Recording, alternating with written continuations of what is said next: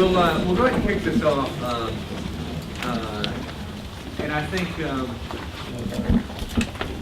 couple different things. Thank you all for taking the time to be here. I don't think that there is, in many ways, a more important issue out there, because if you think about the retirement money that retirees from South Carolina State government will depend on, I think this conversation is important to what happens next on that front.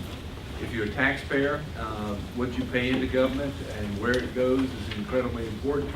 And one of the big pulls on the system is a very big retirement system that we have here in this state. And you got to look at, how do we go forward? One of the beauties of being an outgoing governor is you get to talk about a lot of things that are at times sacred cows. In this case, we've been talking about this for 8 years, in that we've had a mounting retirement liability that, if not dealt with, will prove catastrophic for both taxpayers and retirees. I don't think that's an outcome that anybody in the room wants, whether you're from the retirement standpoint or from the taxpayer standpoint or some other standpoint. And so what we hope to do is to have a conversation about what comes next and where we go from here. I think it's important to note that today in England, they announced that they were changing the retirement system in that country for, in essence, the equivalent of their social security system. That is happening today. If you look at New Jersey, there's been a fairly well-chronicled national debate. It's garnered a lot of attention with what Chris Christie has been doing and what their General Assembly has been doing there in New Jersey. Among the different recommendations that they're looking at in terms of preserving their own retirement system is moving the retirement imputed rate of return from 8.25 down to 7.5%. In Virginia, they've lowered it from 7.5 to 7%. If you look at the top 100 pension funds in the United States of America, the average in terms of rate of return is 6.36% rate of return. And we're assuming 8% return for our system. If you look at the federal level, Pete Peterson's traveled the country talking about contingent liability as it relates to Medicare, Medicaid, Social Security, and entitlements. I've seen numbers that suggested that there's about a $3 trillion liability made the front page of Barron's just a couple of weeks ago. And so we have a huge issue that is worthy of conversation, because I won't be here to deal with it, but the House and Senate colleagues, and I see a couple of other both candidates and principals in terms of folks that are already in office here, and again, a lot of stakeholders from different vantage points that I hope will stand up, make your voices heard.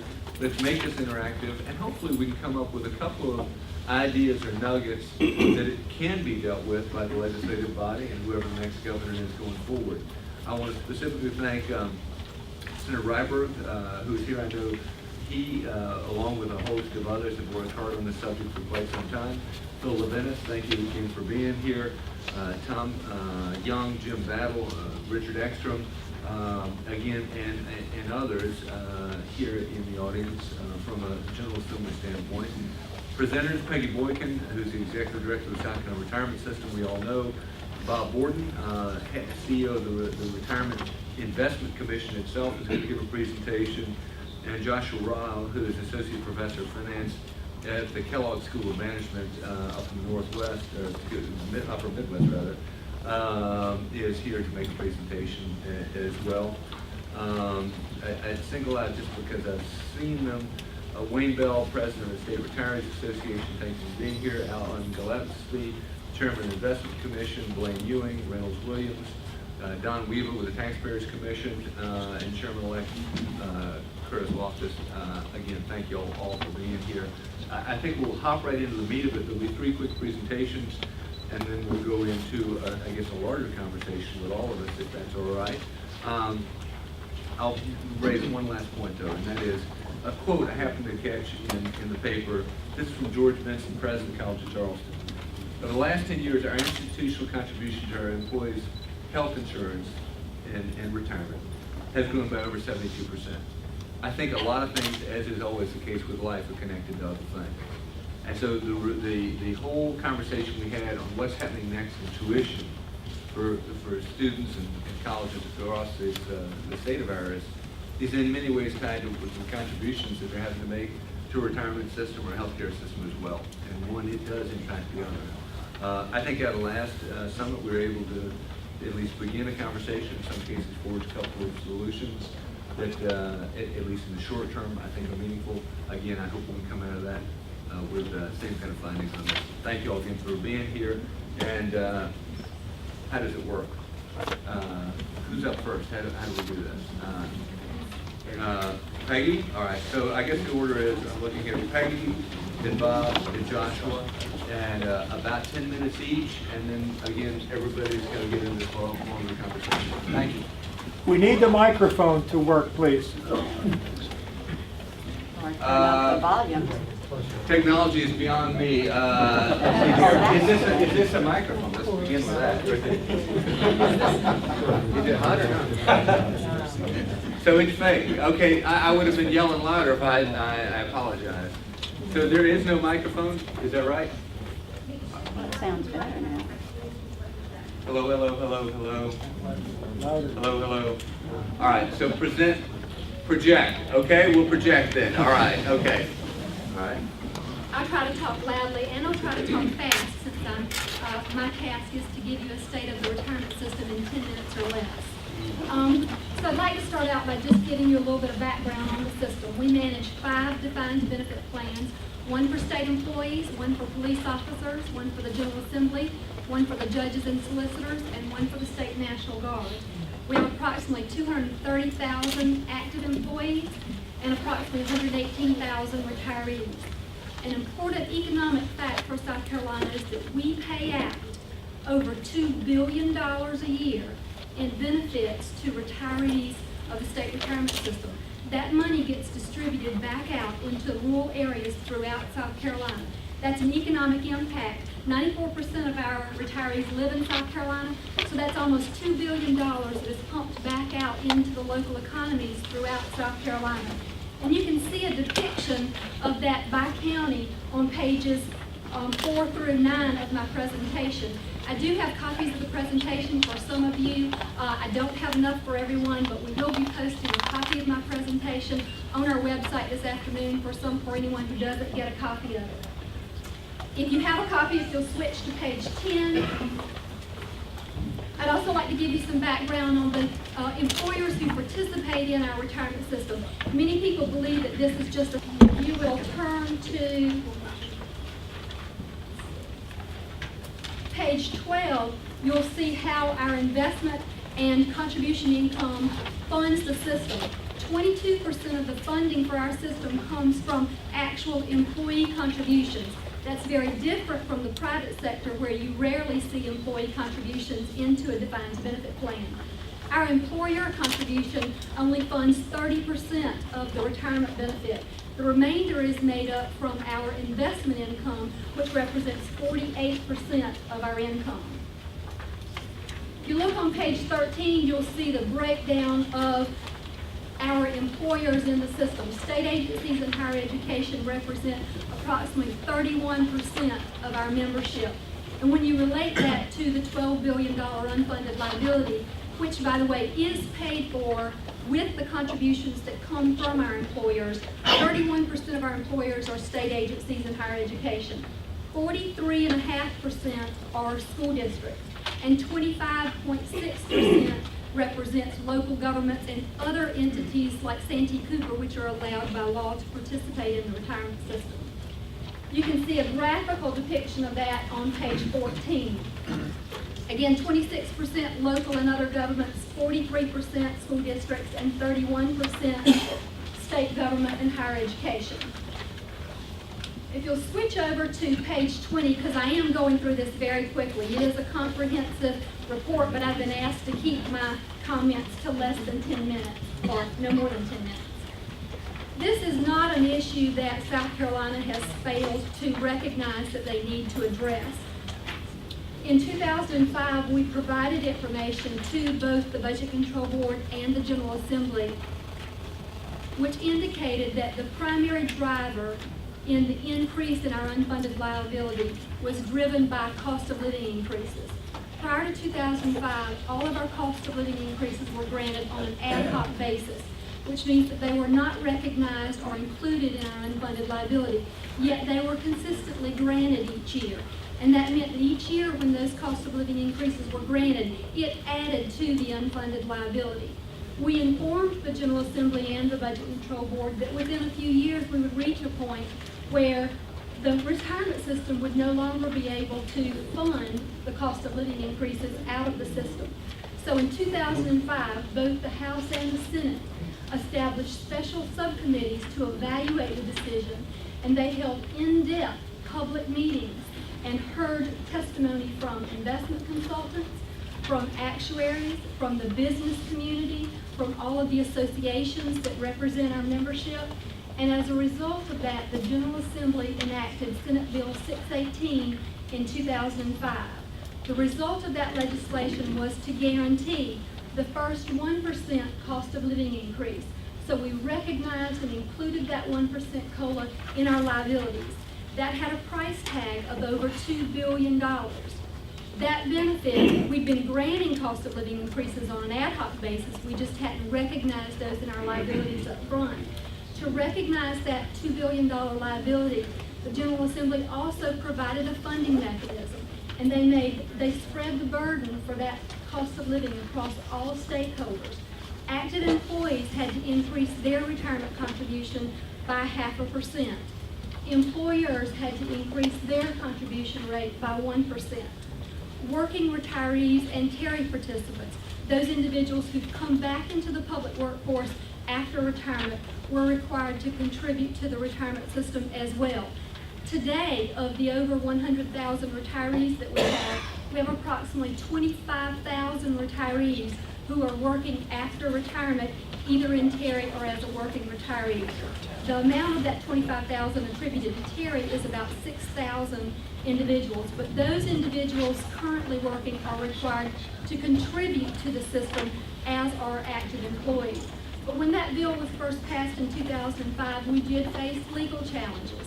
The working retirees and Terry retirees filed a lawsuit against the retirement system, alleging that they should not be made to pay into the retirement system, even though they were allowed to draw their salary and their retirement benefit and fill a position that would otherwise be contributing to the plan. The Supreme Court ruled that the Terry statutes were unique and created a contract when a person went into Terry. And the retirement system, as a result of that court ruling, was not allowed to collect contributions from Terry participants who went into Terry prior to July 1, 2005. That represented a loss of about $124 million to the retirement system. As a result, because the benefits that are provided have to be paid either with employee or employer contributions or investment earnings, so the Budget Control Board had to increase the employer contribution rate to make up the difference for those Terry participants who were not required to participate or to contribute into the retirement system. The working retiree piece of that lawsuit is scheduled to be heard before the Supreme Court on November the 3rd. 2 weeks from today, the Supreme Court will hear the working retiree piece of that lawsuit. An important piece of this same legislation was to create the Investment Commission. Prior to 2005, we had a very bifurcated investment structure. Prior to 1999, we weren't allowed to invest in anything other than domestic bonds. But in 2005, our state treasurer was responsible for investing 60% of our portfolio, which was invested in domestic bonds. The remaining 40% of the portfolio was under the direction of the Budget Control Board with advice from an investment panel.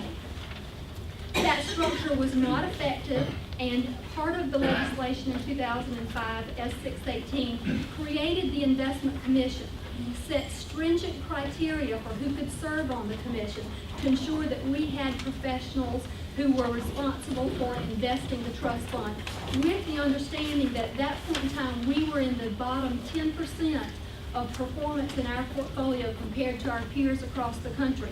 Because A, other plans were able to diversify their portfolio and they weren't restricted to this 60-40 domestic equity and bond construction. Over the next 3 years, the Investment Commission has done a wonderful job of transitioning our portfolio from a domestic equity bond portfolio to a fully diversified portfolio. And I know you will hear from Bob Borden later today, but in 2009, our system was recognized as the large public fund of the year because of the magnificent effort of the Investment Commission in transitioning that portfolio. And today I tell you that not only all South Carolinians, but especially members of the retirement system, owe a great debt of gratitude to not only the commissioners who serve, but the chief investment officer and the staff who are responsible for investing our funds on a daily basis.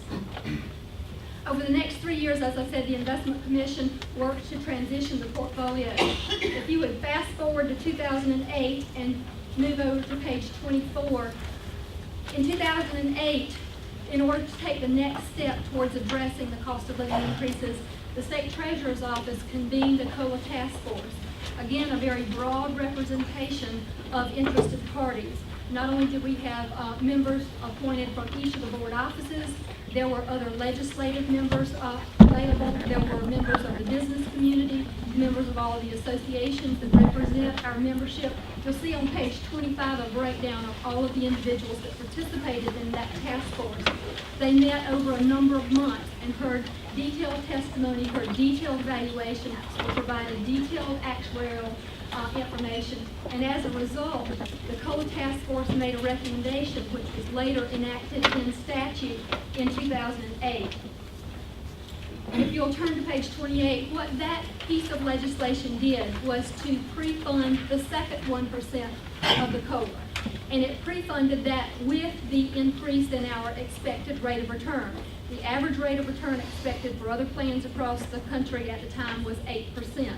And we had transitioned our portfolio away from the bottom 10% of our peers up into the upper quartile of performance. So it funded that second 1% of the COLA with the increase in the contribution and the assumed rate of return. But an important piece of that legislation also provided a mechanism for unwinding that. Should the Budget and Control Board, who is responsible for setting the assumed rate of return, reduce that rate below 8%, it unravels that legislative change in 2008. It would revert back to the 1% automatic COLA that was granted in 2005. Unfortunately for our police officer system, it would revert back to a 0% automatic COLA because there was not that intermediate step for the police officer system.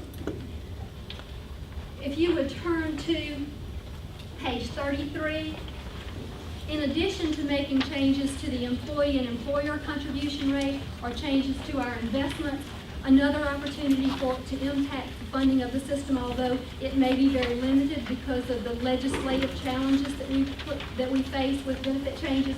There is a list here of benefit changes that have begun to be discussed among members of the legislature, and I would expect that when the General Assembly convenes in January, that they will be looking very closely at these items on this list and perhaps come up with some additional ones as well. If you would turn over to page 42, because we've been asked what happens if we change our assumed rate of return from 8% to something lower, our actuary has provided this information to us showing several alternatives. In the state system, if we reduce the assumed rate of return to 7 3/4%, intuitively you would think that that would make the system look worse because we're going to be expecting a lower rate of return on our investments. However, because it unravels the COLA, and the real issue in South Carolina is cost of living increases for retirees, that would unravel over $2 billion of the liability because it removes 1% of the COLA. Unfortunately, it goes back to the ad hoc COLAs that we had in statute before because it also removes the restrictions on ad hoc COLAs that were part of that legislative action in 2008. On paper, it looks like we would be in much better shape. We've removed $2 billion of our liability. We've improved our funded ratio to almost 72%. We only have a 21-year amortization period, but unfortunately, we've also removed the cost of living increases provided for retirees, and legislators will be right back at the table scratching their heads and wondering how we address this issue. I'll wrap this up because I know my time is at an end. Shortly, I know that you'll also be hearing from Professor Rao, who has released a study, and it has been reported in some of our papers this week, that indicates that he believes South Carolina will run out of money or become insolvent in the year 2024. However, when we look at Professor Rao's study, it doesn't appear that he's taking into consideration our full contribution that we receive by our employers. You can see from this chart, our employers contribute 9.39% of payroll. 5.88%, if you'll see there the UAL contribution, that is the amount of the employer contribution that is being used currently to fund the UAL, so that that UAL is funded and paid for over a 30-year period. It appears, and I'm anxious to hear from Professor Rao, but it appears that in his study he doesn't take into consideration those additional contributions that our employers are already scheduled to pay. On Can I page do 3 this, just because, let's do this. I mean, the beauty of the Socratic process is that we can agree, we disagree. And Peggy and I have unfortunately disagreed for about 8 years on this stuff. And so what we ought to do, rather than taking a preemptive strike at what the professor's going to say, I want you all to have it. I mean, let's have a heated exchange, and others may have equally heated opinions. Let's have that exchange, but I want everybody, rather than preemptively saying what I disagree about what the next guy's going to say, you go ahead and say what you're going to say, and then I want you to disagree with them as vehemently as we've disagreed all over the last 8 years on some of these numbers. Okay, is that fair enough? Let's do it that way, because you're 10 minutes out. Go. Bob. Thank you very much.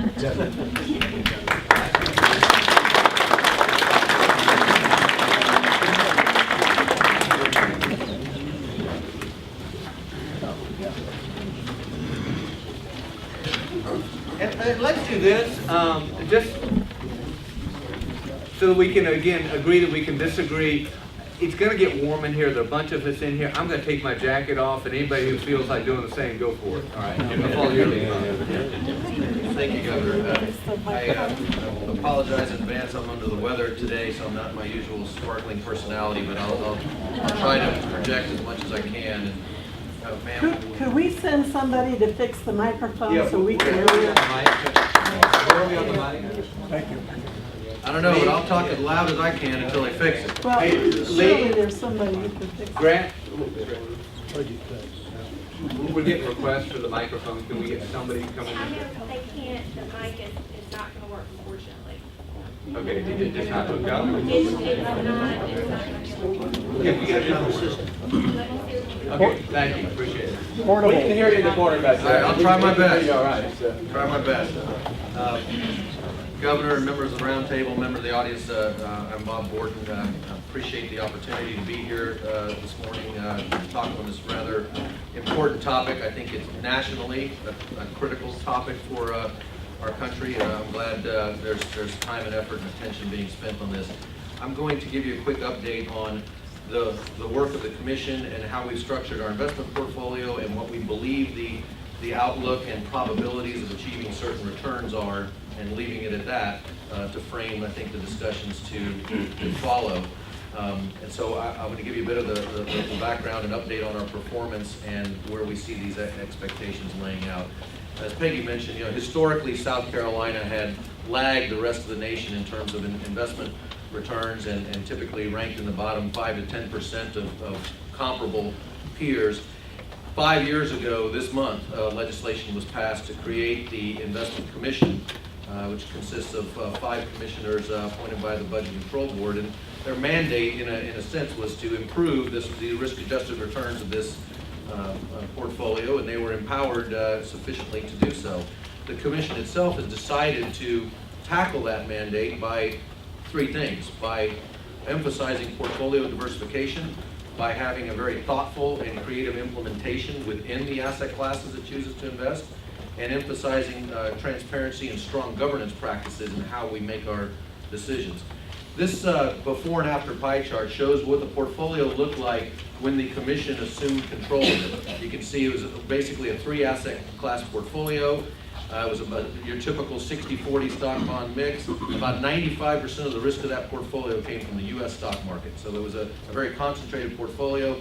On the right, you see the fiscal year end of this year, and you clearly see that the portfolio has been highly diversified over this last 3-year period. So we have definitely set out to do our goal number one, and that is diversify the portfolio significantly. Now the sources of risk in this portfolio are spread over many, many different strategies and markets, and it provides us an opportunity for a better return at a lower level of risk or a combination therein. As of June 30th, 2010, we have some good news following the meltdown of 2008. For the fiscal year, our portfolio was up 14.62%. That compares to the market benchmarks for a diversified basket like this of about 10.5%. So we generated a 4% excess return. We ranked in the top quartile of large public and corporate pension funds nationwide. Now, to point out the bad news, you see that on a 3-year basis, we're still overcoming the financial meltdown of 2008. I do have some updated numbers, though, through this morning. For the fiscal year so far, in the 3.5 months we've been in, we're up 8.88%, which is off to a really a solid start and over our benchmarks as well. So that would serve to bring this 3-year number back to flush. But you know, it is worth pointing out that the catastrophe that happened in 2008, we are still recovering from.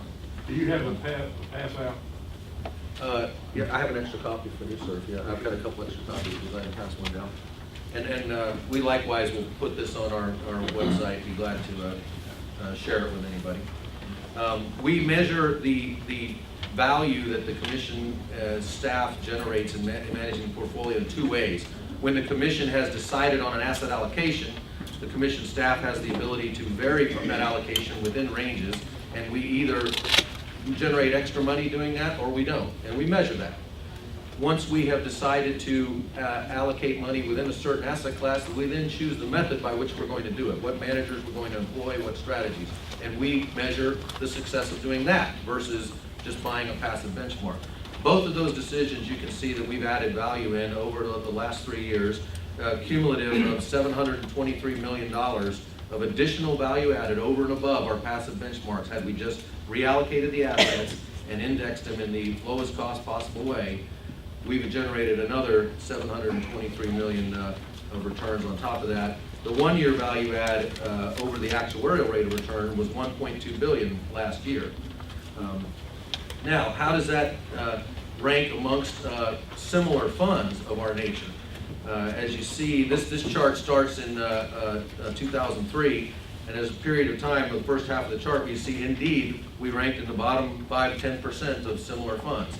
We got a constitutional amendment passed by the people in the fall of '06, and in beginning of '07, the commission set about its plan to reallocate these assets and diversify, and we started seeing immediate improvement in those results. We quickly worked our way to a top quartile level in June 2008, and then you see the sharp fall off for the credit crisis in fall of 2008. This is quite interesting because what the commission did was act really quickly to swiftly mark down all of its assets in December of '08 to show the losses that we thought occurred in the portfolios, which we know that banks were very slow to do that, and indeed our peers were very slow to do that. And it looked momentarily as if we had really fell behind, but we were just being aggressive in marking the portfolio to market. Subsequent to that, as the other funds finally came to grips with valuing their portfolios properly, you see that we rebounded in our relative rankings immediately, and as of this year, again in the top quartile. So that's a bit of the commercial of what we have done and the success we have had. Now I'd like to set the stage of what really our views of the portfolio is and how we think it's constructed and what it may be reasonably able to do going forward. On page 9, if I can call the members' attention to this. I thought, Governor, it would be appropriate for me to frame this in the context of the information I presented to the Budget Control Board in 2008. Because I was called on to give this kind of information, the Budget Control Board deliberated on it, and I wanted to make sure I was using that as a reference, because we expect lower returns today than we did then. And it should stand to reason. Interest rates are so much lower than they were 2.5 years ago. The economic growth is certainly a lot lower. So there's reasons for that. Another thing we did, so the pink column, this shows in the different asset classes, those different slices of the pie, How much percent of the portfolio is invested there? We had 40% in equity, 35 in fixed income, and 25 in other asset classes. We had an expected return at the time of 8.8%, and I'm going to explain expected return in a minute. There's an entire appendix for your reference that explains how we generate these expectations for every asset class, but there's a very thoughtful and somewhat scientific method to do that. We reforecast this for 2010, and our expected rate of return, and I couldn't have made this number up if I tried, was 8.0%. The main reason for this going down is you'll see that we have added an allocation in the bottom line to cash. We put 10% of the portfolio in cash. When we watched the financial distress that occurred to a lot of pension funds in the fall of 2008 in being able to pay benefit obligations, a lot of funds were forced to be sellers of assets at inopportune times, and we decided strategically that we wanted to have adequate cash on hand at all times to be able to pay benefits irrespective of what was happening in markets. We estimate on average that we pay out about 3% of this portfolio net each year in benefits. There's contributions in, there's the benefits out that Peggy mentioned, the $2 billion. The net of the two is about 3% per year. So if we earned 0 in this portfolio over the next year, you'd see the balance be 3% lower. So so that's the primary source of a reduction in earnings. Now, the probabilities of us earning 8% fall out as follows. If I think the expected return is 8%, what I'm telling you is there's a 50% chance it can be higher than 8 and a 50% chance it can be lower than 8. And in this table on page 10, we've quite granularly went down at 0.5% increments and showed you what the probability of any return is. This really illustrates the risk in investing in anything. And what pops out at me is even 0% return is not assured. And that's a profound statement, and literally it is the mantra of no risk, no return. And in order to get any type of return, we have to assume some risk. Our job at the Commission is not to simply avoid risk. Our job is to assume risks that are compensated for correctly. And that's where we try to separate the wheat from the chaff and find the risk-adjusted returns we think are fair. Now we've also laid in here a 30-year set of assumptions. And I think I had it on the prior slide too. I might go back to a note on page 9. You see, in fairness, the dollars that we have in the ground today, we only expect a 7.5% return on today. The reason for that is, you'll note that we have more fixed income, about 5% in fixed income, because we're awaiting investment in real estate and private equity. We have purposely slow-rolled our real estate investment because of what's going on in the real estate world. We intend to invest over the next 3 to 5 years, but we don't have that in the ground today. So when we account for that, that's a drag on expected returns today. But we have a plan to get to that. Now we've looked at a 30-year normalized set of returns. All of these projections I've given you so far are what we use in managing the investment portfolio. They look out over a 5 to 7 year horizon, because that's, as investors, about as far as we think we can see. As the plan sponsors who are making an assumption of return for funding purposes, I think you use a different number, and it's a much more longer set of numbers. And we look at a 30-year normalized set of assumptions, and they would indicate a higher expected rate of return, 8.7%. I would caution everybody with that with a big asterisk. The last 30 years were dominated by a period of falling interest rates and falling inflation. Ever since Paul Volcker took over the chairmanship of the Fed in 1982, we have enjoyed an environment that is favorable to both stocks and bonds. And that will skew that number upwards. If you get into a situation in which we have an inflationary environment or rising rates, it should put downward pressure on that number. So, we have to keep in mind what's occurred. Now, another way of representing the risk in this portfolio is showing you from grade school, you remember the old bell curve, the normal distribution of outcomes. We expect the rate of return to be 8. But we know that the risk in achieving this return will have a lot of variabilities in returns. And statistically speaking, we use a measure called standard deviation. I don't want to get into a bunch of statistical speaking, but the way you look at this is 99% of the time, our return should be between -22 and +38. That gives you a sense of how much variability there is in returns. Now, when you look at the shape of the bell curve, if you look on page 12, we went back and looked at the last 37 years of data for this retirement system that we had and plotted where each of those years laid out. And if you step back and squint a little bit, you see that it does have a bell curve type of shape, but you see there are outliers, big outliers. What we know in finance is that investment returns are not normally distributed. They're actually slightly skewed to the right, and they have fatter tails, fatter outlet. The extremes are a little higher. And that's exactly what you see in this. You see a clustering around the 8%, but you see these outliers, and you only have to look at the last 2 years to see it. 2009, we were an outlier in the low end. In 2010, we're an outlier in the high end.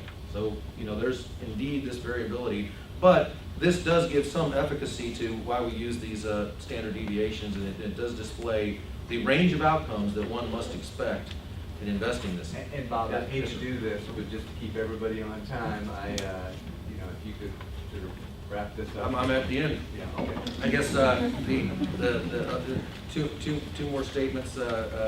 Then on 13, it says that this risk converges to the average over long periods of time. On 14 shows you the individual asset class assumptions of returns for each of the individual asset classes. 15 is probably the most profound, really shows you where we are in the Treasury yield curve today and what we could expect if we invested in a risk-free portfolio. We'd probably have an average return about 3% if we took zero risk in the portfolio. And that ends my presentation.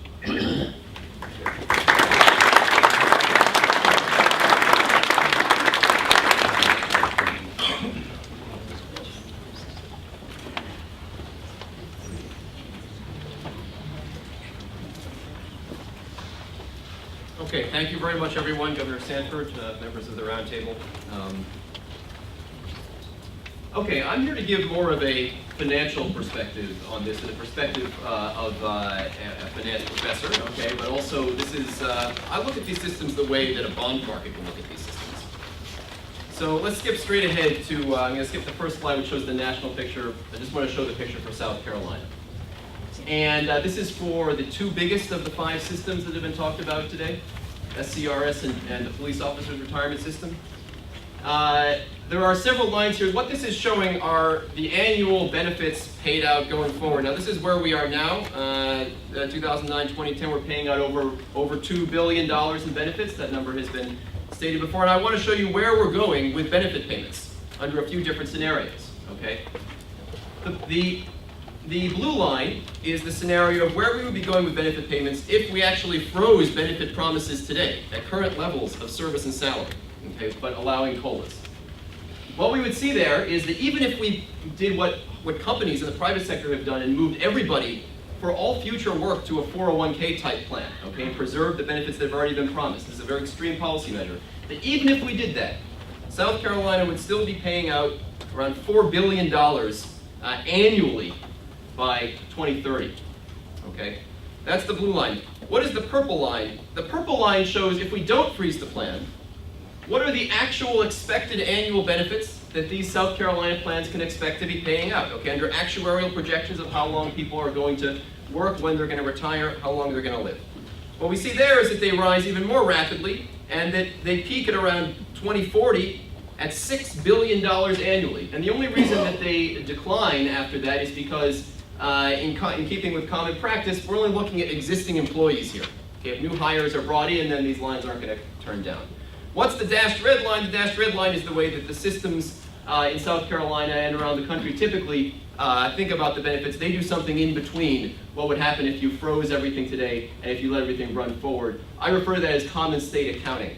All right, that's the actuaries call it entry age normal. So it's worth keeping in mind something in between. Now, if you discount this red line here at the 8% expected return, the whole issue here is how do we bring this back to a number that means something for the present? I mean, one thing that means something for the present is that the FY 2010-2011 general fund base budget was $5.1 billion. All right, and so somehow, you sort of do a smell test and think, are the assets in this fund really going to add up to be able to pay for these levels of benefits? I think it's going to be difficult. But the point is, if this dashed red line here, if you discount this at 8%, you bring it back to a number that the systems report. Now, okay, so how would a finance market participant, all right, a bond market participant, an insurance company, think about turning these benefit cash flows I showed you here into one number that says, how in the hole are we really? Well, South Carolina uses 8% discount rates, okay, under the argument that the 20-year average reported return was around 8%. But finance theory is unambiguous, okay? The value of a financial liability has nothing to do with the assets that back it. And I have some thought experiments that I'd like to use to illustrate the absurdity of these rules, okay? So I'll start out with the first one, which is wipe away your mortgage with Government Accounting Standards Board accounting, okay? Perhaps you're one of many homeowners who are underwater on their mortgage.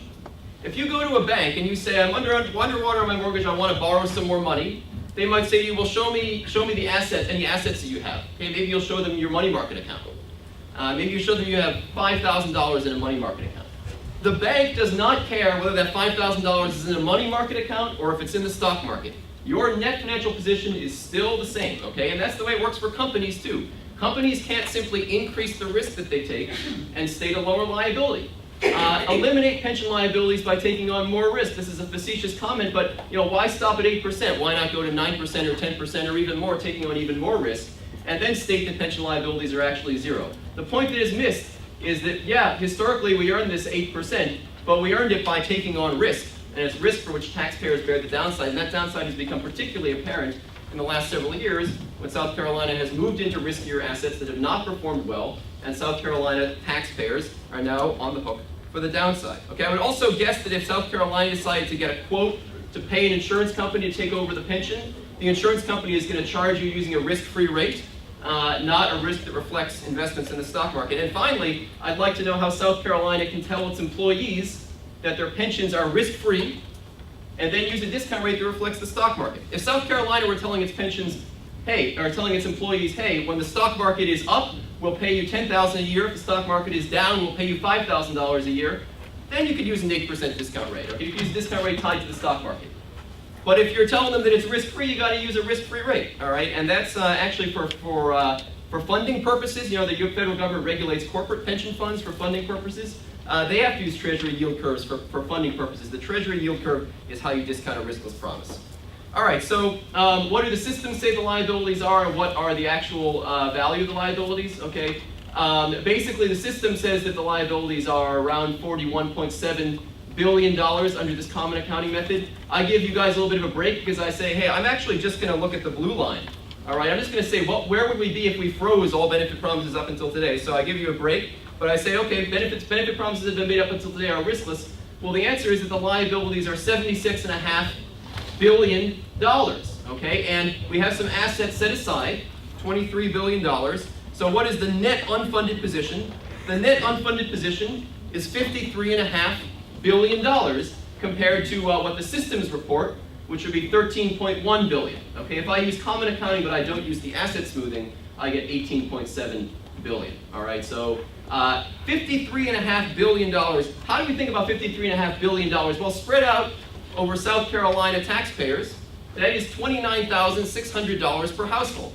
That is promises that have only been made up until today, okay? Net of assets that have been set aside to fund those. So that is the net position where we are. You can say what you want about, we have a plan to make this up with future contributions, but where we are today is that each and every South Carolina household is $29,600 in the red.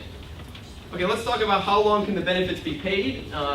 I didn't like the characterization of these results that was given previously, so let me explain what we're doing here. Okay, two scenarios. One is, how adequate are existing assets to pay benefits that have already been paid? Or already been promised. That's the left column.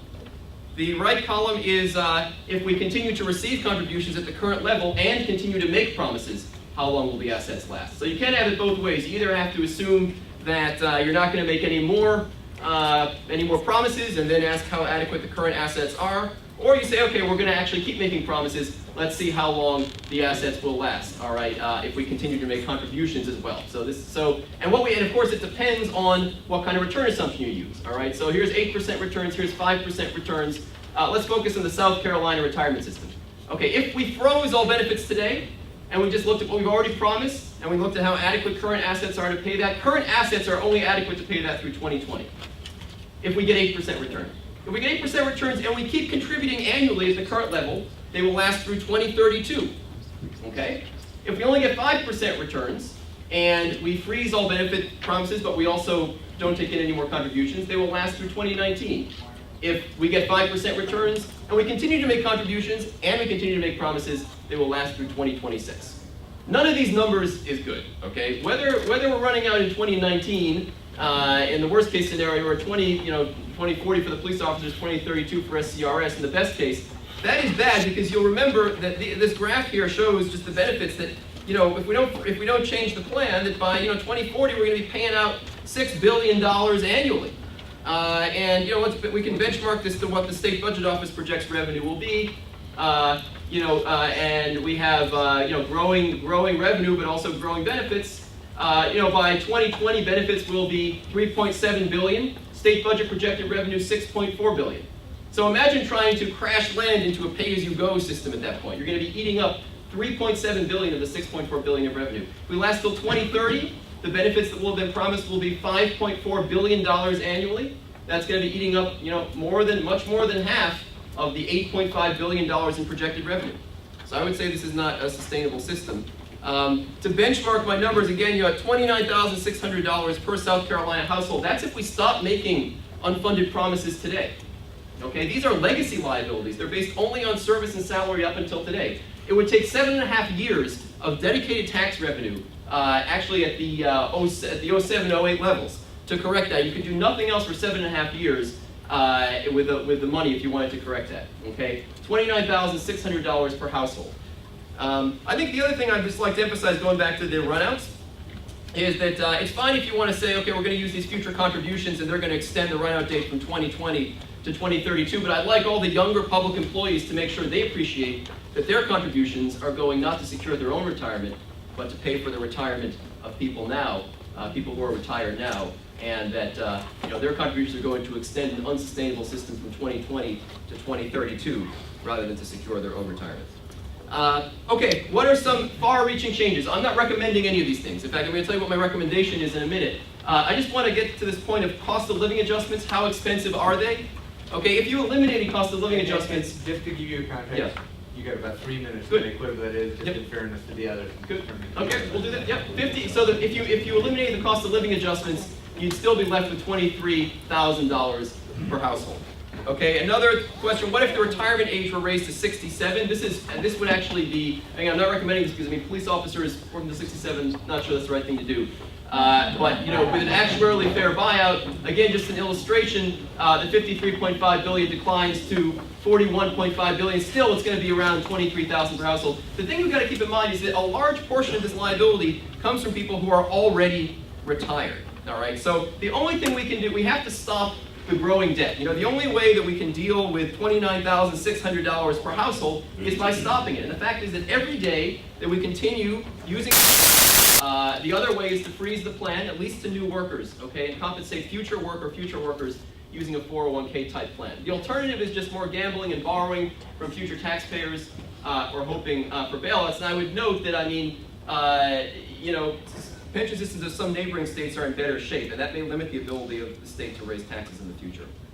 Okay, so my recommendations are, you can't stop the growth of, you can't deal with the $53 billion in unfunded liabilities until you stop the growth of it. The most effective stop would be to bring the growth more in line with compensation practices in the private sector, particularly once you consider for new employees freezing the defined benefit plans, okay, and putting them on 401k type loans. I think the new employees might be interested in that when they realize that their contributions are actually going into a system that's not sustainable. Once the growth is stopped, then we can work on restructuring the $53 billion. My view is that actually promises that have been made up until now should be honored in full. And we should find a way to make those promises up from current taxpayers, future taxpayers through borrowing, recipients of public services, public employees, retirees, or other creditors of the state. Unfortunately, none of these is particularly desirable, but that's it. It's like the government ran up $53 billion of credit card debt, and now we're sort of saying, whoops, we have to find some way of dealing with that. And that's going to be there even if the plans were frozen. So I think actually that fundamental reforms would allow for responsible borrowing to help meet some of these obligations. That's it. Thank you.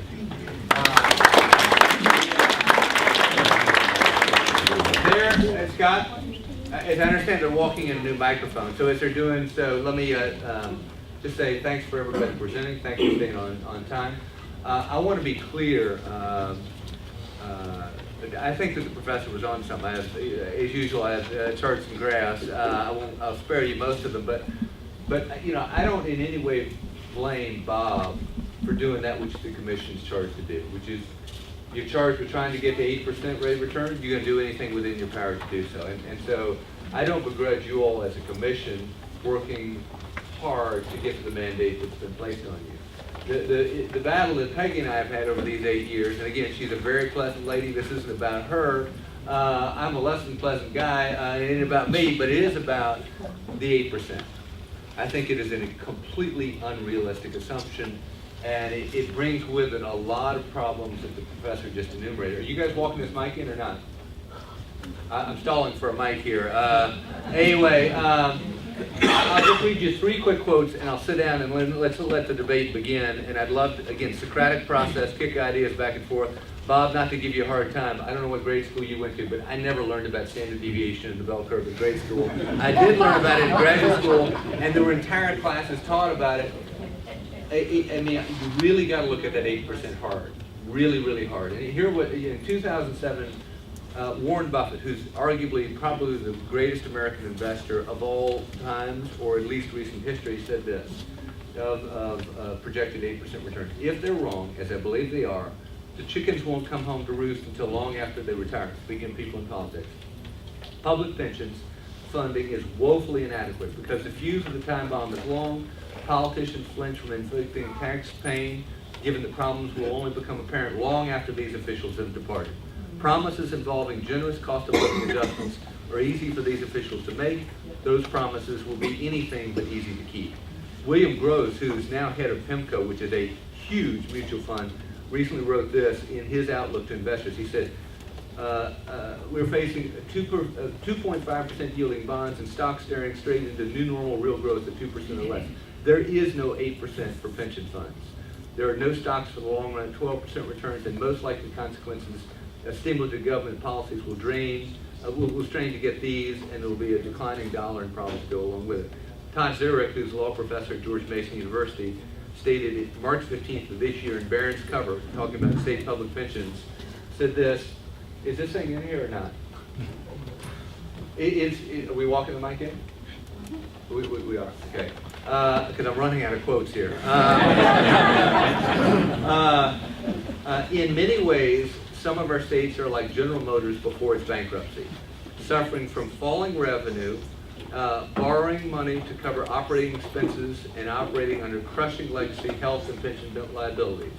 It's entirely possible, given the gigantic size of pension liabilities, that some states might do what was once unthinkable at GM and default. Again, I'd really ask people, citizens and policymakers alike, to look really hard at that 8% and how realistic it is or isn't, because that determines so many other things going forward. I'll open it up. Governor, Yeah. let me ask you. And just go ahead and because I think stand up. And, Yes. Let me ask you because I think it's significant. No, not yet. It's not yet. Yeah. Okay, yeah. What is your desired outcome? Do you want to go to a 401k plan? Do you want to change the assumed rate of return? What is your desired outcome? Because I've heard academic exercises that forecast Armageddon. Yet, I don't believe there's been much change in the way we account for pensions for public entities in the last 30 years. So what's true today is, if what the doctor says is true today, we should have numerous pension funds that are broke, but we don't. We have had to shore them up with infusion of money. But the question really, though, is what is it that you want as an outcome? You want 401k type things where instead of considered investments like this gentleman is doing for us, you let each and every state employee fight with their own personal investment advisors, which makes no sense whatever, for a lot more and they have to be a lot more successful to ensure the benefits that we have? Or do you want a different rate of return? Which is it that you're looking for? I just say this, and again, okay, I'm gone in January, so I don't want anything. In other words, what I want, and the whole purpose of this conversation, is for us to really have an earnest debate of South Carolinians on what comes next. Because, you know, you and other colleagues in the House are going to decide what comes next in conjunction from what they hear from people across the state. What I have said consistently over the last 8 years is not entirely the 8%, but not entirely the last 8 years because it changed, but was it that the 8% was not realistic? That it was put in place to allow COLAs, which I completely understand in political terms, but that it wasn't a sustainable rate of return. And so what I would say is two things. One, what we pushed for was moving to diversification. We actually were behind the idea of what you see on the right, what Bob and his commission have done, which is a more diversified portfolio, because if you stayed simply in a bond fund and went into inflationary times, which I think we will go into, then you could have the value of everybody's retirement system wiped out if you stayed in the bond fund. So the idea of going to a diversified fund was something we were for, but what we were equally for is a realistic rate of return on that allocation. What Bob correctly pointed out, right now, based on the allocation they have right now, 7.5% is real. Problem is, our retirement system is depending on 8%, and so what I want is a realistic set of numbers on what we really can expect, and I don't think 8% is it. What do you believe is, please, because that's significant. Well, I'd say if the top 100 pension funds in America on the private side have a estimated rate of return of 6.36%, I'd say that's probably a pretty realistic place to start. Yes, sir. If I might, the rate selected is not going to solve the problem, Senator. There's not a rate that's going to solve the problem. The state has had a lower rate of return, and the problem has persisted. I've followed the numbers in this debate closely for well over a decade now, 15 years. And I've seen the state take a straight-faced approach year after year that it is adequately funding this plan, when the funding for this plan, year after year, with some exceptions, the funding continues to deteriorate. And under any set of assumed rates of return, that funding decline is going to continue. What we need to do as a state is, I think the funding, the rate of return debate is a good debate because it gives us, if we can return to a reasonable rate of return, it gives us real numbers to deal with. But if we agree on a more realistic rate of return, it paints in much more defensible ways this Armageddon picture that you referred to. I didn't see the picture that Professor Round painted as an Armageddon. I think that he was just being very realistic.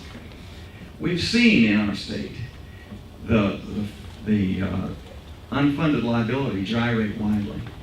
And that gyration usually occurs because of changes in assumption year after year after year. And to whatever extent those changes are made to manage the unfunded liability, I don't really know. I've often suspected those changes have been driven by the desire to make that unfunded liability go away. But on average, we would expect to see year in and year out that unfunded liability number not move much and actually decline. And yet, year after year, we see an increase in unfunded liability, suggesting that we have a structure in our retirement system that is wholly inadequate to manage a system that we have, what were the numbers, 340,000 South Carolinians dependent upon. Just one last thought. Again, I want everybody else to speak up. Just because I love charts. Here's one that's unreadable for anybody in the back row. But if you just look at the blue line, it keeps going up. That is the unfunded liability for the South Carolina retirement system. And we've gone from $177,000 to Richard's point, unfunded in 1999, to being $11 billion unfunded today, although if you take the professor's number, maybe that number is somewhere closer to $50 billion. But the bottom line is, it has consistently, the trend line has been against us with regard to funding. We have the 11th worst funded retirement system in the United States of America. And we are, if you look at this other trend line, you can see moving downward, we're 68.7% funded right now. Our retirement system is, call it about 70% funded. So there's about 30% of promise out there that isn't funded, and that's where the problem comes in, whether you look at it from a liability standpoint or from a return standpoint. But other thoughts, everybody hop in and go as you like. Yep, yes. Governor, it's 70% funded on the assumption of 48% in equities has got a 50-50 chance of getting a 8% return. Okay? Now, if you go to Vegas, you got a 47% chance if you pick red versus black on the roulette table. And so what we're looking at, if it's a 50% chance, is not much different than a huge gamble. The key, too, is we keep talking about a guaranteed retirement system. Okay, we need to realize that the guarantee is not the assets of the retirement system that guarantee the retirement system. It's the taxpayers that guarantee the retirement system. That is what the system is set up to do. Okay, because shortfalls will come out of the pockets of the taxpayer, either as a taxpayer non-employee or as a taxpayer employee of South Carolina. And my hope in this whole discussion, Governor, is to get to a level playing field to decide where we are to begin with, and then look at what changes we need to make instead of kicking the can down the road as we have done in many, many issues in the past. Let's stop kicking the can. Let's acknowledge a true rate of return that's sustainable without a huge risk, because we talk about this people's retirement being risk-free. Yet we have to take huge risk in the retirement system in order to give a risk-free return to retirees. And that guarantee at the end of the day is out of the pockets of taxpayers if we don't hit the assumed rate of return. Floor is open. Yes, sir. Go ahead. Well, let me make one statement before we go. Governor, we badly need the basis for your numbers because they vary wildly from Dr. Rao's numbers, and we're scaring the devil out of folks. And I don't mind that if it's valid, but I don't know that it's valid. I see an academic exercise. Excuse me for being a little bit. What you're saying that there's 10 billion. He's saying there's 50 billion. Either way, it's bad. I'm saying. Well, no. How do you $10 account for retirement systems? There are accepted standards, and as you move forward, unless the government is going to stop the plan or stop employing people, there are moving notions that keep the system solvent. I think we're scaring folks, and we need a much better basis before we do it. Senator, you want to? Let me just mark for 1 second, which is, I went to business school, it was a scratch process, agree and disagree back and forth, and hopefully you get to a little bit of the kernel of truth at the bottom. I asked you to come on this panel because I knew we disagree, and that's a good thing. In other words, that's how we ought to get to sort of figure this thing out. I used Peggy Boykins' numbers, and I think that's the conservative approach. You're only $10 billion underfunded. I think it's wrong to use that number. That's why we've sort of fought like cats and dogs on this whole 8% projected rate of return, because they're based on an 8% projected rate of return. I don't think that number is realistic. But even if you use the 8%, you still get to $10 billion. He does not use the 8%, which is why the number would grow much larger. Discount rate, without going back to all those graduate school classes, is what drives that number, and I don't think an 8% discount rate is correct. But the bottom line is it's simple math. If you got more promises going out than are coming in, you got a problem. Go ahead, Senator. First of all, I appreciate you putting on this event up here for these people to come in and talk about our retirement system, because that's something a lot of people are talking about out there now, especially the people that work for the state. I would hope that if you're trying to go to a 401k system, that it's not an all 401k, because you got to understand the reality of this thing. People have a lot more to worry about on their everyday work habits and stuff like that than to worry about who they're going to invest their stocks and bonds in. And most of them, a lot of state employees, are not capable of actually picking the stocks and bonds that they can do it if they were familiar with it. If you're going to have a system, it ought to be a choice, because stock market went down this last time. I don't even think any of you people really know which stocks and bonds are going to be going up or going down. It's just like the Macon said, it's a gamble. And it's just like the old poker machine. You put your quarter in there and you're liable to win, you're liable to lose. We don't want a system like that. We want a system that's stable, and if it's something that we got to work toward fixing, let's fix it. But let's just don't make all state employees, and I thought I was hearing something like that, but maybe I wasn't. Going into a 401k and having to decide whenever they get that little piece of paper whether they make good choices on who they chose to invest their retirement system. It's a very important thing for people, especially whenever they get older. They depend on the retirement system, and they're given that to start with whenever they come to work. And that's the main thing that I would like to see, is that whatever you do to fix this thing, like the son from Macon said, let's just don't throw rocks at it. Let's fix it, and let's don't make the state employees, a lot of them that work out there doing the labor work for the state of South Carolina, all they can depend on is their retirement system that the state invests in. And this thing started, did I hear 8 years ago or 7 years ago that we started seeing some type of problem? I've always been told that the police officers' retirement system is okay. It's the state employees' retirement system that the court came back and made the decision that put it in jeopardy. That may be right, may be wrong, I don't know, but that's what I was told. I want to jump in real quick. Sure. Is this working? I don't even think it's working. Okay. We can. Now, let me just say this. I want to be, again, totally clear. I'm leaving. You, Senator, will be deciding this in conjunction with House and Senate members. I think what's important is we get to a realistic set of numbers. That's the whole purpose of this summit. As to reference your point, I don't think individuals are too stupid to ever decide anything as relates to their own lives. And so I think that if you look at, for instance, a lot of people worry about Social Security right now.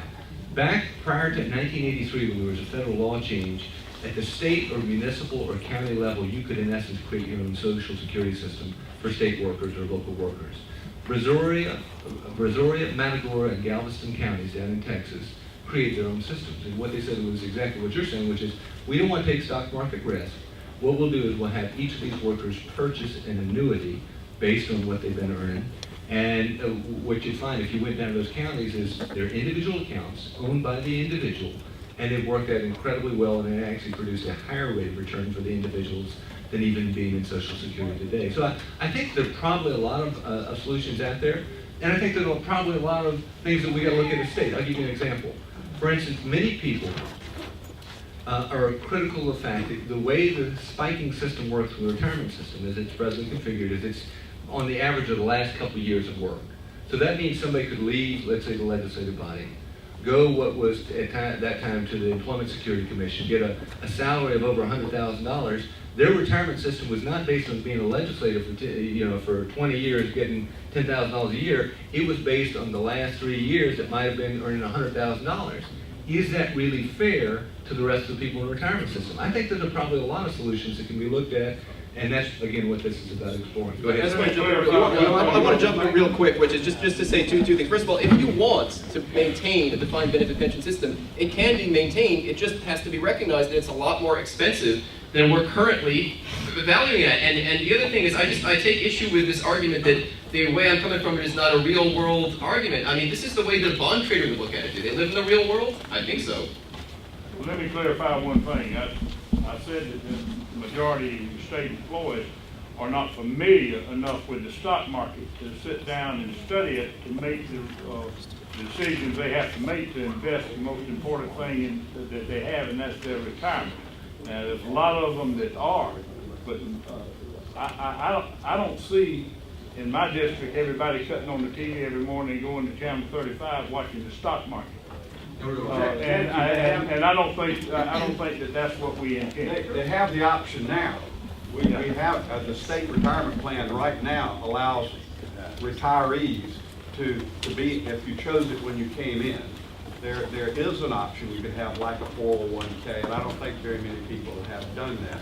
And So some people have what we're both. talking about is shifting the risk, because a 401k has risk just like anything else does. You're shifting the risk, I guess, to the retiree as opposed to the state. That's what this is all about. That's correct, Representative Battle, and one of the things that I would like to point out, trying to stick to the facts here, in South Carolina, we do have a defined contribution or 401k type option for new employees to choose.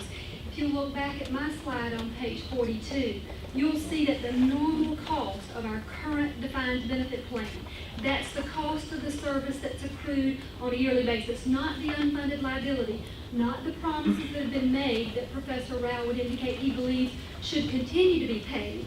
His recommendation was for all new employees to go into a 401k type plan, which is our optional retirement plan. You could make that plan less expensive, but what our employees have as an option right now is to choose a defined contribution plan, and the employer is required to pay 5% of pay into that optional retirement plan. However, the cost of our defined benefit plan, which provides disability coverage to our police officers, which provides mortality risk so that you don't have to worry about whether you're going to live to be age 80 or whether you're going to live to be 100 and whether you're going to run out of money. The cost of that defined benefit plan on a normal cost basis is only 3.36%. So when our unfunded liability is paid off, the cost of our defined benefit plan is less expensive than the cost of our defined contribution alternative. It doesn't mean that you can't make that defined contribution plan alternative cheaper. You could say that the state will only pay 2% into a 401k type plan, and you could make it less expensive than the defined benefit plan. But currently, the defined contribution alternative is more expensive and does not provide those protections that we have in the defined benefit plan. The DB normal cost, the DB normal cost that you cite is based on the government accounting where you ignore risk. It's a fictitious number. If it were accounted for using financial sector, private sector accounting methods, you would find that it's a lot more expensive than 3%. Can we go right over here, come in here and then your way? You've had your hand up for a while. Brandon, would you hand the mic there? Come in here. Okay, I'm a private citizen, I'm not a state employee. Mic is off. And I am, and I have a loud voice, I can yell real good. Can you hear me? Yeah. I'm a private citizen, I'm not a state employee, and so I have maybe a different agenda than some of the other people here. But as a private citizen who recently retired, my husband and I had our own business, and we funded additionally, we had retirement plans for our employees, and we had to fund ours completely, where we matched funds for our employees, and then we had to fund our own in its entirety. It's very scary, by the way, to be retired and know you're not having that same source of income that you had before. And excuse me, I'm a little bit nervous, I don't know why. I don't usually have trouble talking, do I? But in any event, one of the things that has bothered me over the year, and I don't know that I have an answer to the immediate problem, except that no one cares more about my money than me. And I would say that about anybody in this room. No one cares more about your money than you. No money manager, no nothing. But I will tell you that as we had our own business, if I found that the funds or the people that we entrusted to help us invest our monies were not performing, I would look somewhere else. And I would tell my employees, you know what? I found some place that I think is going to give us better returns. Are you willing to change over? Some would, some wouldn't. Their portfolios reflect that. They're younger than we are, they have more time to make it back up. But over the course of my time, we were in the in an allied health business. Can I cut you short, just because I Sure. want to include a lot of different people, just, Sure. yes, ma'am. Okay, so the point is that we had a lot of government contracts. Never at any time did I ever have a cost of living increase.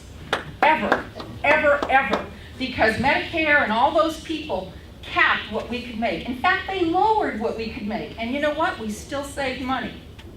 And I have a problem with not having a privatized retirement system. They have it in Chile, everybody's required to participate, but it's their own system and they're responsible for their money.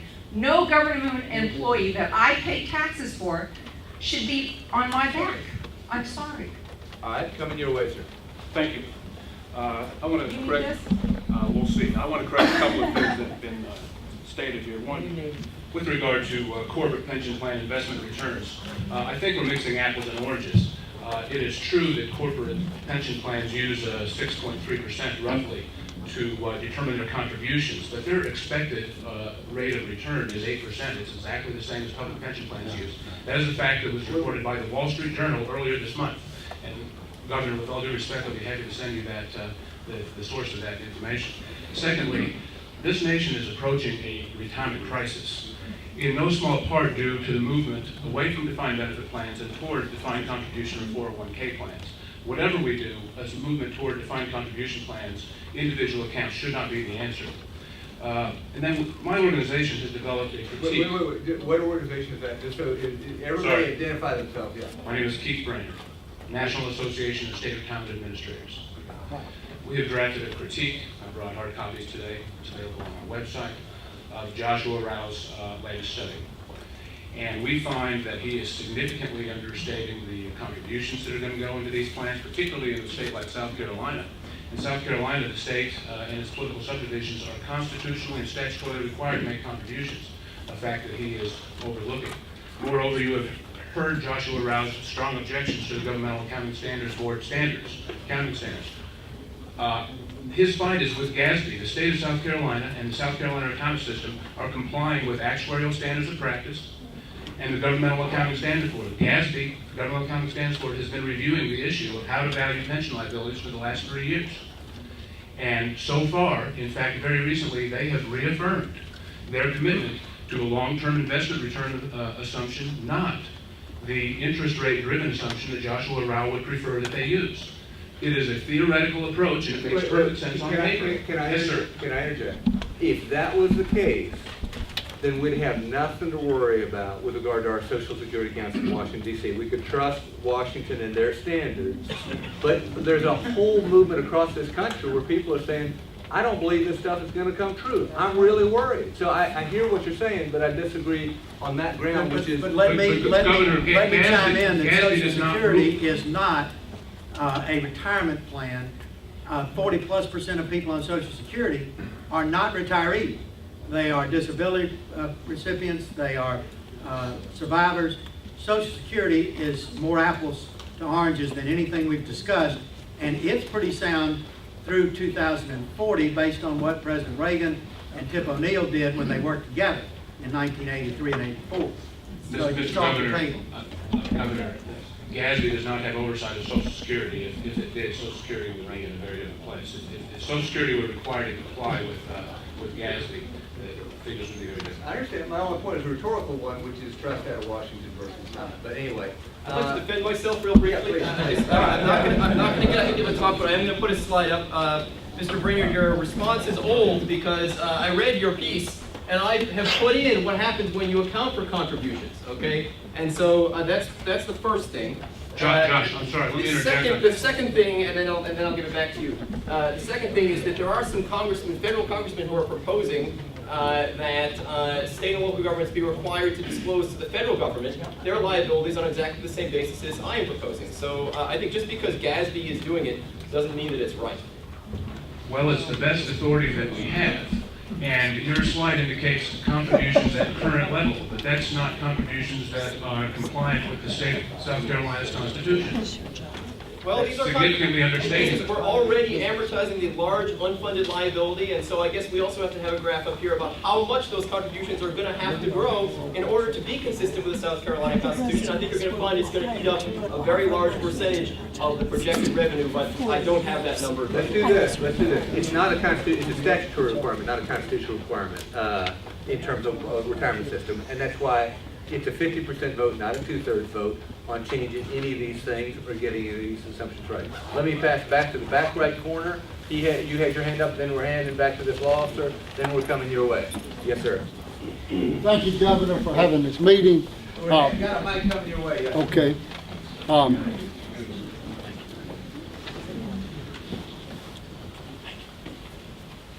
Thank you, Governor, for having this meeting, and those of you for coming. I have some questions. I would look favorably toward using the last 5 years of your employment to figure your benefit. The question is, can we legally do that as a legislature for the people that are presently employed by the state?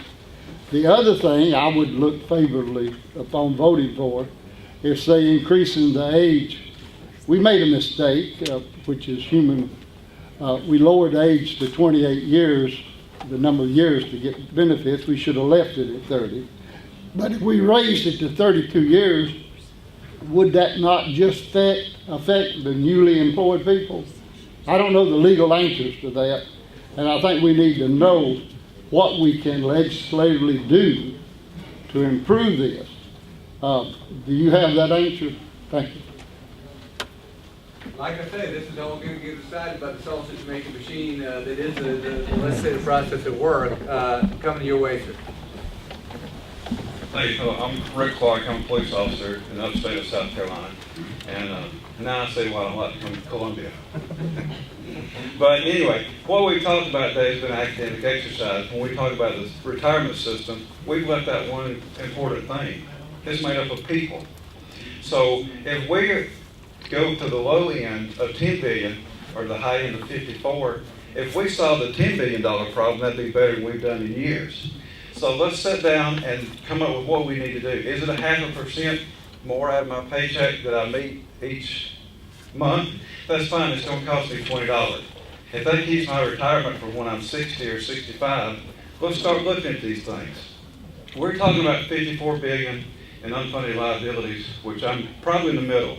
You get a room like this, the truth is probably in the middle and on both sides. So, and I believe you read my notes. We do need to add a couple of years. I can work 27 years in law enforcement instead of 25 if it helps the system. Those are things that we need to be charting out of how we're going to solve it. Again, if we solve 10 billion, that would be a tremendous thing for the state of South Carolina from what I've seen of the legislature over the past decades. So those are things we need to start doing, is working with the retirees of this current and future, and say, here's what we can do to make sure you can retire and enjoy your life after your service to the state of South Carolina. Not to debate the whole numbers. If we just came to a middle, and I've got a degree to get, for that, I'm not just saying flip a coin and come to the middle, but there's an answer there, but I think it comes down to this one question. Is the state legislature able to do it? And that's what I charge you. And then Senator Levinas, very quickly, when you stand up and say that we have no pension areas or companies or states that are in trouble, and then you say they take a public infusion, when they take a public infusion, they're in trouble. So if we don't fix this, our state retirement system will be a Ponzi scheme. Thank you. Your way. I'll just take one quick second, Governor. I am David Thomas, State Senate, and what the governor has pressed home, I think, must be figured out. So I thank the governor for bringing this to our attention. The one thing we have to have as legislators is reality. We have to know the truth.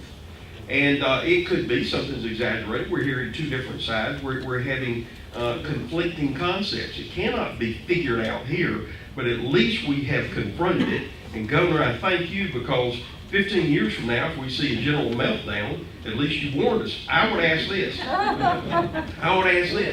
that at the very least, that what should be done, to answer the gentleman's question, or challenge, that you appoint by executive order a special commission to take a full oversight view and include however you want to report back to not only the legislature, but primarily a future governor 6 months from now, then a follow-up, as until somebody rescinds your executive order, which I don't think anybody would have the guts to do.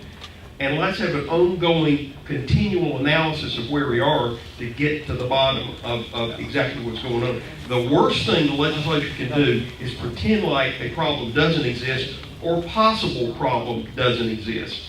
What the legislature must do is confront the facts, the reality, and deal with it to get to the bottom of whatever changes have to be made. So I thank you again and would suggest and encourage you to do that. Yes, sir. You over here? Yes. If it's on, my name's Wayne Bell. I do speak softly, so I do have to use this. I'm with the State Retirees Association. First, just let me say thanks for this opportunity. Excuse me. Thanks for the opportunity to get together today to discuss this. I've done this many times in the past, over the last 7 or 8 years that I've been a member of the State Retirees Association. And we look forward to this continuing dialogue. To take a moment to thank a couple of people. I'd like to thank Senator Ryberg for his yeoman's efforts over the last 6 or 7 years. Act 153, Act 311, and I'd like to thank Mr. Ekstrom for participating in the Treasurer's discussions that we had that resulted in the system that we have today that was implemented in 2008. I think there's a lot of work went into that, a very diverse cross-section of viewpoints from the Chamber of Commerce, various executives, the various stakeholders. We were all involved. I think we had a good product out of that. Of course, what came out of that is the 8%, which is kind of what this is centering around today. With that said, in the interest of contrariness, and I'd like to thank Senator Leventis for opening that door, for allowing some of us to be contrary. It should come as no surprise that we as the State Retirees Association do not accept your assessment. We just do not. We do not accept your assessment or the professor's assessment that our economic sky is falling. What we would like to see, and I think the professor has put together some excellent information. I don't necessarily buy it. I'm not even sure I could understand it. But at the same time, I would like to see maybe some other professors. Senator Leventis said a while ago, there are numbers and there are numbers. We need to look at all the different numbers. I don't accept his data as being particularly valid without having some other data that we can compare it to. So I would encourage, wherever we're going with this, that we make sure that we have folks that agree with us, but we also have folks that disagree with us. I think it'd be very, very important for a final product. I got one last slide here. So having said that, we would encourage you, leave Act 311 alone until we've had substantive discussions. If we've only been implementing this for 2 years now, we do not understand why we would immediately want to go back in and say, it's broken, we got to change it, we got to change it today. Let's give it a chance, we believe that it will work, but if it doesn't work, Act 311 also provides for the safety mechanisms where the Budget and Control Board can reduce the rate of return. So. There are a gentleman beside you, and then we're going back to Chad Walter. Although, Greg, you're coming here.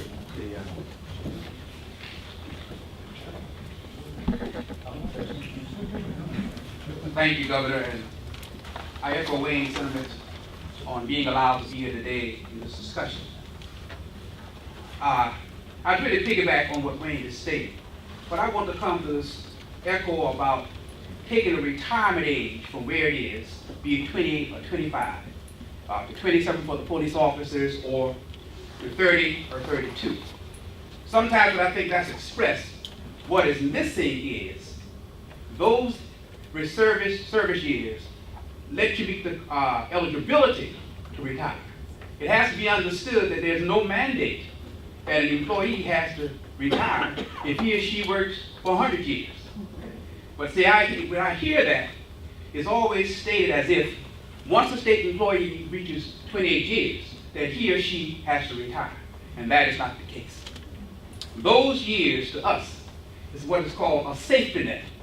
That if, by whatever reason, disability or somebody comes in need, that I have to leave, that I do have some stability. So when we hear about these retirement eligibility ages, please understand Not many folks are gonna rush out and go to Walmart to be greased. It simply does that. Thank you. Thank you. Let me,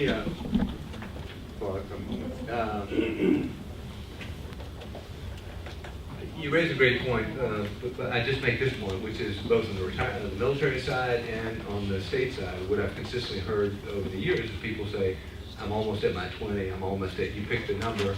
And so there are some folks that stay around, in many cases because of Terry or other things, but the overwhelming bulk of folks actually leave, and you can look at it from the statistical standpoint. I want to get back to this gentleman over here because I had them pull the source on the 100 top pensions, private pension funds earning a rate of 6.36%, and that's according to the Pew Center up in Philadelphia. I think we can settle that debate. We were just talking about it. They discount their liabilities using the numbers that you stated. They also have something called expected return on assets, which affects how companies state earnings. Okay. So I think for comparison purposes, the numbers that you stated, Governor, are fine. Okay, but here I think it's very something, because we're having a debate about the numbers. I would just make this point to everybody as y'all, because again, I'm going to be gone in January, as y'all decide this. I think the most important reference point, whether you accept, going back to this gentleman's point, the numbers that I've looked at or the professors looked at, would be Bob Horton's numbers. This is the point that the Senate just made, which is if you just accept, forget the different theories out there, but you just accept the actual rate of returns. What he's saying is right now we're going to earn 7.5%. We're not going to earn 8%. And that's not theory, it's not academic. It is his real numbers based on what's happening right now. And again, he's doing the best with what he can based on the confines of what he has to deal with. But I think that's a pretty telling number that we ought to pay attention to as we, I guess, going back to Senator Thomas's point, have this ongoing debate. Go with you, Chad, or the Senator and then Chad. Yeah. I think the point made by the police officer from the upstate was an excellent point. The issue lies somewhere between $12 billion and $53 billion. But the fact of the matter is, because we're getting into a widespread discussion about what the assumed rate of return ought to be, that we do nothing is a bad decision. We need as a legislature to sit down and take a look at it. Excuse me. As Bob Horton said, the 8% return, okay, was a 50-50 chance to hit an 8% return. How would you like your retirees' money on the flip of a coin? 50% heads, 50% tails. The issue here is not the guarantee. The issue here, in addition to the guarantee, is who's making the guarantee. And it's the taxpayers of South Carolina that are making the guarantee, and we're not doing the work of the taxpayers of South Carolina if we don't sit down and reevaluate the legitimacy of an 8% return. An 8% return, what was not statutorily created, it was created by the Budget and Control Board. But I think we can get all sorts of professors, Wayne, from all over, okay, to come in here. But the issue doesn't go away, because in 30 years, if everything went according to where we are, we still have 30 years of unfunded liability. It's not like a mortgage. It's not like when it's paid off. 30 years, you still got the same problem. So if we don't address it, we continue to kick the can down the road. We as legislators have not done our due diligence, have not done our job to protect the retirees of South Carolina and the taxpayers of South Carolina.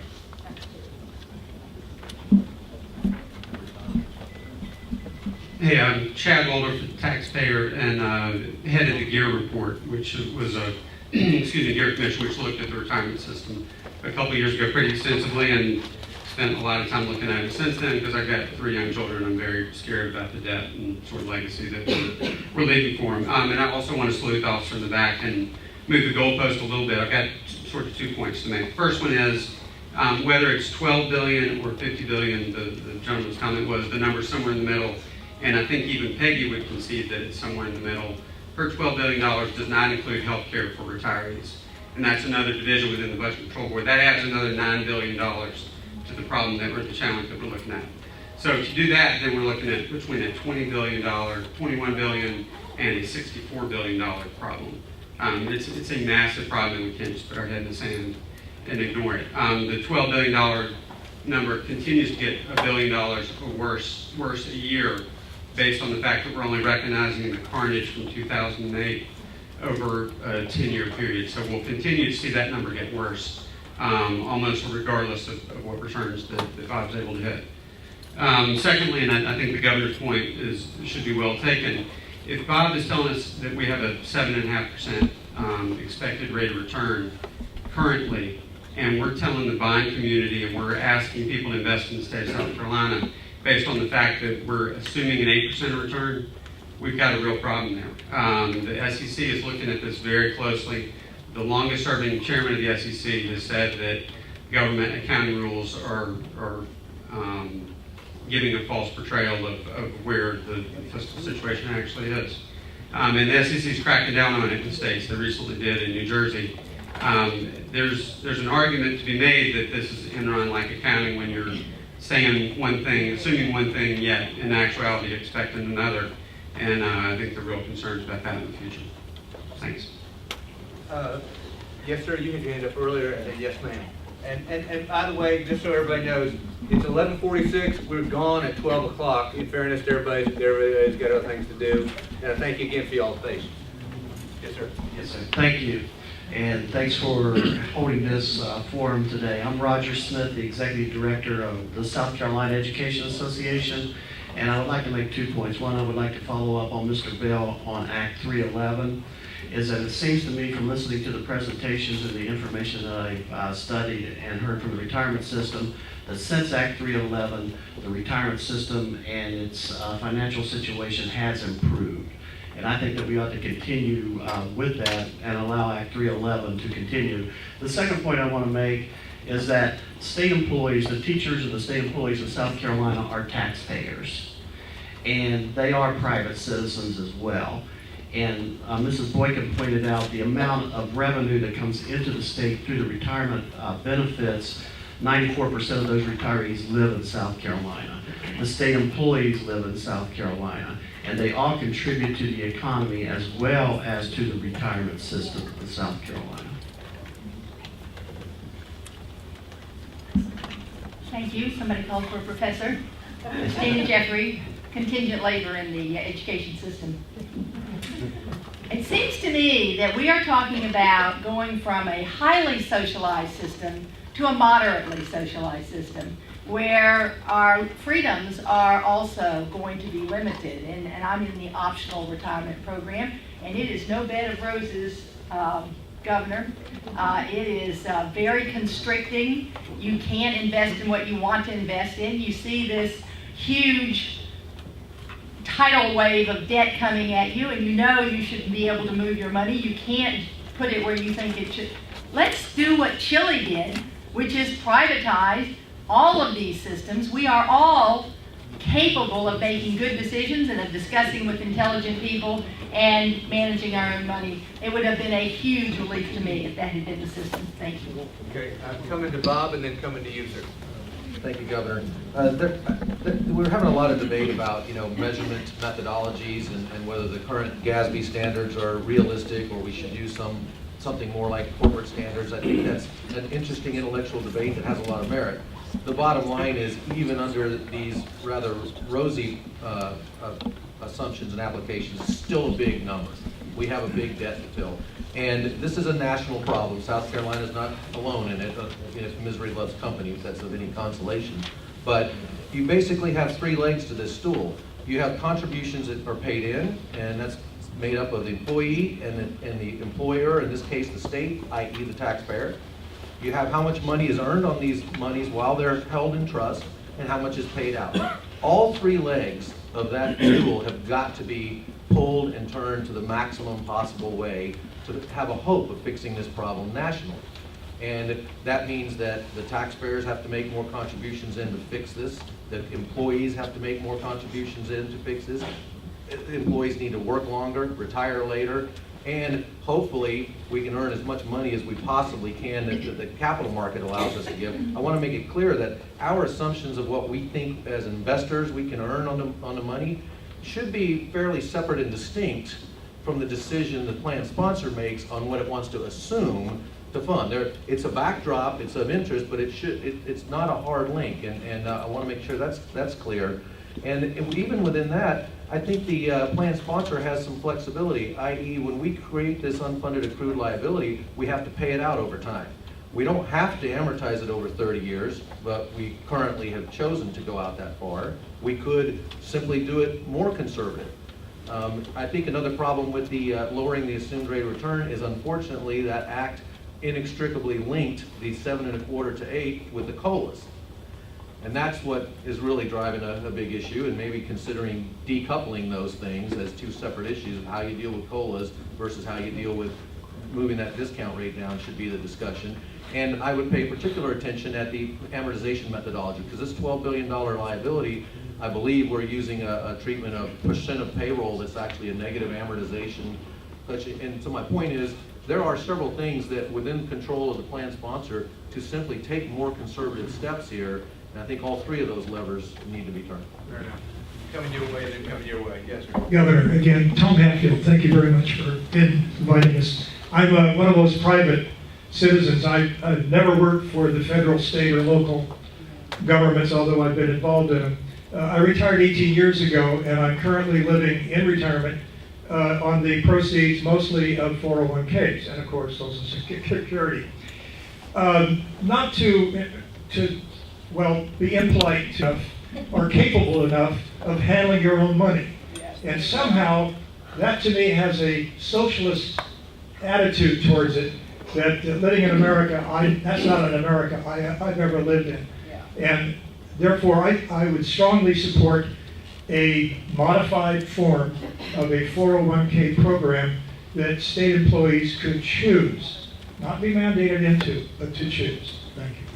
They can do that now. Do that now. Yeah, but only in the beginning. It's really easy to get all wrapped up in the numbers and lose sight of what's going on here. Rates of return, contribution rates, and all that.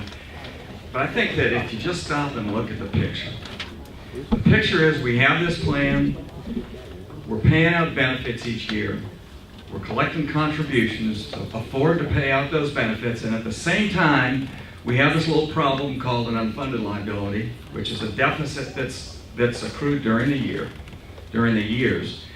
And we set our contribution rates not just to pay out the current year costs of the plan, the current benefits, but to pay off over time, over 30 years, this deficit. Look at it like it's a house mortgage. Many mortgages are 30-year mortgages. And so you set a payment plan with the bank that'll pay off that mortgage over 30 years. At the end of the first year, your mortgage is 1/30 less than you started with. At the end of your 30th year, you got it paid off. You get that? You understand that? No? Do you or not? Okay. You look back at the history of our plan. Now, there have been some changes over the past decade, so let's just go back a decade and roll things forward a decade. We set contribution rates 10 years ago for that year. And we said those contribution rates are sufficient to pay out all the costs that we'll incur this year to pay off monthly pension benefits to participants. Plus, it'll amortize 1/30 of this unfunded liability we have, this deficit. So we'll reduce the deficit. The problem is the deficit went up the next year. So we reset contribution rates periodically, recognizing that we got this little problem. But every time we reset contribution rates, up goes the deficit year after year after year. And it'd be very similar to you paying off your mortgage after 30 years and finding out, whoa, your mortgage is bigger than it was when you started. So there's something wrong. Is it on the contribution side? Is it in earnings? Is it in employee contributions, employer contributions? Or on the other side of the equation, is it in plan structure? The answer, I think, is that it's both. But there's one thing that we all need to agree on, and that is that we have this duty to assure pension benefits. That we cannot walk away from the obligation that we have for pension benefits to public employees, for participants in the plan. And that is the challenge that state policymakers have to grapple with, but they have to be realistic about it, knowing that the approach they've taken to date has not worked. Governor, I appreciate the fact that you put this together. I thought of I watched The View the other day and people were walking out, okay? And nobody walked out in a huff over anything that was said. I think it was a lively exchange of ideas. I'm not willing to bet the retirees' retirement system. I'm not willing to bet my grandchildren's tax on the come. And I'm not willing to bet on the flip of a coin. Neither of them are acceptable to me. And that's why I'm hopeful, like David, like you said, we got to get together and resolve the issue. But we can't be strident on either side as to what the final outcome is going to be. But the issue is between 12 billion and 50 billion, and that issue is 12 billion to 50 billion 30 years from now if we don't work on it today. Governor? Let me do this, Jakey. We'll come back. I want to call it quits because I see a number of different hands up, and I'm going to go to you, and I need to go to her. I told everybody I'd get everybody out at noon, and so I think we'll call it quits, but I want to thank the different House and Senate members for participating. I want to thank the different taxpayer associations and retirement associations alike for being here, and look forward to continuing conversation on this front, and I'll try to take your comment. Thank you. Appreciate it. I just want to say one thing. I don't want y'all to go away from here. The people's faces in this room today is not the makeup of the state employees. They're out there working now. For a lot of them on minimum wage or a little bit higher, and there's nothing said in here today that they wasn't smart enough. It said that they need to have a choice to be able to have the state make decisions if they want them to. All right. Our money. This lady wants to get her last word in. Since you got your word in, go ahead, ma'am. All right. I wanna We'll say be quiet for one 1 thing. second, 2 minutes, we gotta walk out of here. All right, yes. I want to say one thing. I am a retired school teacher. I have a master's degree plus about 100 hours of it. I am very smart. I am very intelligent. I dare say I can find where you didn't put the semicolons in anything you write. I can find a punctuation error in almost anything somebody in here writes. I can also tell you all about Beowulf. I can tell you nothing about finances. I do not understand. I'm here at these meetings. I come to them. I am that typical state employee who's not stupid, but I am certainly ignorant about all these words and phrases you folks used today. If you gave me the chance to invest my own money, my children would have to support me, I guarantee, because I'd go with stocks with big names and pretty names, and I'd never get the right stocks. I need something that will back up my pension. If you want to call that socialism, call it socialism. I don't care. I know I can't do it myself. Fair I can enough. get your punctuation. All right, deal. Thank you for closing on that one. The debate will continue. Appreciate it. Thank you.